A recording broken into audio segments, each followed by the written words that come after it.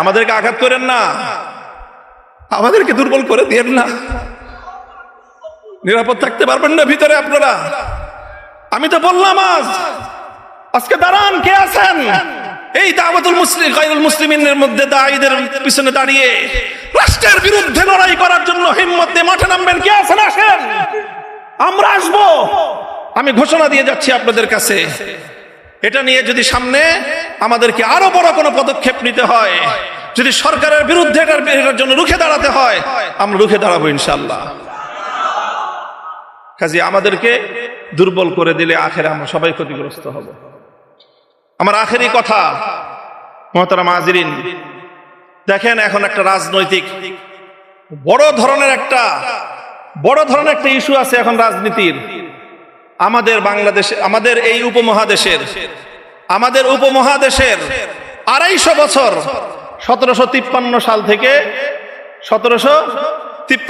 থেকে বা 1757 সাল থেকে আজ 2026 সাল, প্রায় 350 বছরের রাজনীতি।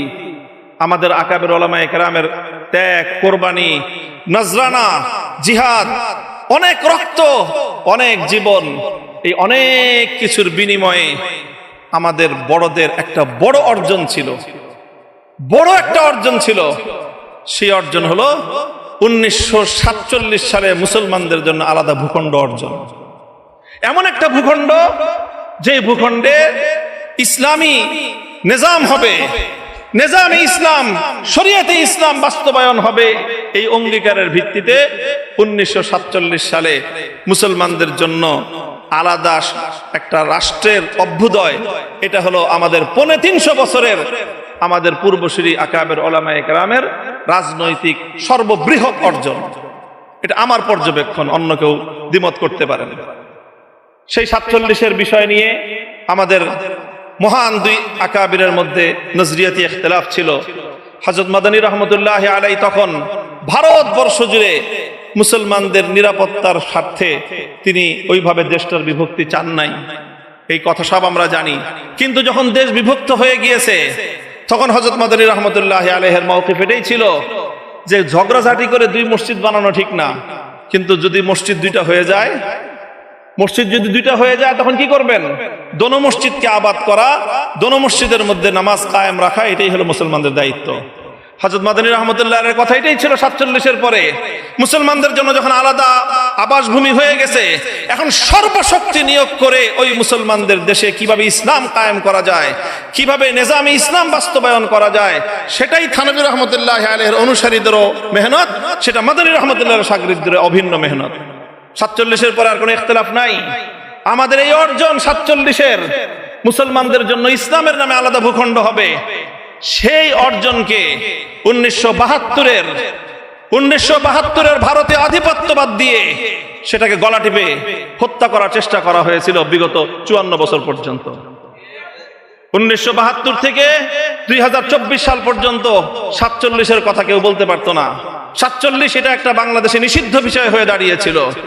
এই 2024-এর বিপ্লবের পর সর্বপ্রথম যে আওয়াজ উচ্চারিত হলো, এটার জন্য আমি জুলাই যোদ্ধাদেরকে শ্রদ্ধা করি, ভালোবাসি, স্নেহ করি, মমতা করি, তাদের পক্ষ হয়ে আমি লড়াই করি। কারণ তারা সর্বপ্রথম এই আওয়াজ আবার নতুন করে বাংলাদেশের মাটিতে উত্থাপন করেছে। বাংলাদেশ হবে 47, 71 এবং 24-এর ভিত্তিতে। এখন আমাদের রাজনীতি, যারা নিজেদেরকে শাব্বির আহমদ ওসমানী রহমতুল্লাহ আলাইহির সন্তান মনে করো, যারা নিজেদেরকে জাফর আহমদ ওসমানী রহমতুল্লাহ আলাইহির সন্তান মনে করো, যারা ইতিহাস পড়ো যে তোমাদের 47 সালে স্বাধীনতার পতাকা ইংরেজদেরকে বিতাড়িত করে শাব্বির আহমদ ওসমানী উত্তোলন করেছিলেন, যারা শাব্বির আহমদ ওসমানী রহমতুল্লাহ আলাইহির ফাতহুল মুলহিম পড়ে ইলম অর্জন করো, যারা জাফর আহমদ ওসমানী রহমতুল্লাহ আলাইহির ইলাউস সুনান পড়ে গায়রে মুকাল্লিদিনদের বিরুদ্ধে বহস করো, তোমাদের জানা উচিত যে এই ওসমানী রাহিমাহুমাল্লাহর সেই আমানত, সেই ইসলাম এবং মুসলমানদের ভিত্তিতে আবার দেশ গড়ার নতুন দিনের মুয়াজ্জিনরা আজান দিচ্ছে, নতুন বেলাল আজান দিচ্ছে। এই আজানে যদি আমরা সাড়া দিতে না পারি, ইতিহাসের দায় থেকে আমরা মুক্ত হতে পারবো না। কাজেই 47-এর ভিত্তিতে নতুন বাংলাদেশ গড়বার যে আন্দোলন, এটা মাওলানা মওদুদী সাহেব এবং তার অনুসারীদের আন্দোলন না। কারণ 47 সালে মাওলানা মওদুদী সাহেব এই দেশ বিভক্তির পক্ষে ছিলেন না। তিনি মুসলমানদের জন্য আলাদা আবাসভূমি চান নাই, পরিষ্কার কথা। এটা চেয়েছিলেন শাব্বির আহমদ উসমানী, এটা চেয়েছিলেন মুফতি শফি উসমানী রহমতুল্লাহি আলাইহি, মুফতি আজম মুফতি শফি রহমতুল্লাহি আলাইহি, এটা চেয়েছিলেন সৈয়দ সুলাইমান নদভী রহমতুল্লাহি আলাইহি, এটা চেয়েছিলেন জাফর আহমদ উসমানী রহমতুল্লাহি আলাইহি, এটা চেয়েছিলেন শামসুল হক ফরিদপুরি রহমতুল্লাহি আলাইহি, এটা চেয়েছিলেন আতহার আলী রহমতুল্লাহি আলাইহি, এটা চেয়েছিলেন এই দেশের উলামায়ে কেরাম এবং দেওবন্দি উলামায়ে কেরাম। কাজেই 47-এর ভিত্তিতে আগামীর বাংলাদেশ গড়বার জন্য এখন আমাদেরকে জুলাই রক্ষা করতে হবে, কারণ জুলাইয়ের হাত ধরে 47 আবার প্রাসঙ্গিক হয়েছে। এখন যদি জুলাই হাতছাড়া হয়ে যায়, 47 আবার হাতছাড়া হয়ে যাবে।